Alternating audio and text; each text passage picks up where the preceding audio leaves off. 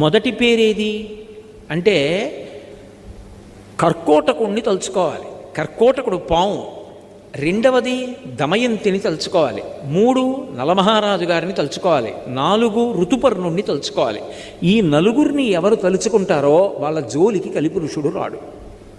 కలిపురుషుడు రాడు అన్న మాటకు అర్థం ఏమిటి? నీ మనస్సు సంకల్ప వికల్ప సంఘాతం, అది ఆలోచనలతో ఉంటుంది. అవి ఎప్పుడూ కూడా దైవీ సంపత్తితో కూడుకున్న ఆలోచనల వైపుకి వెళ్ళిపోతే ఎవ్వరిని నింద చేయడు.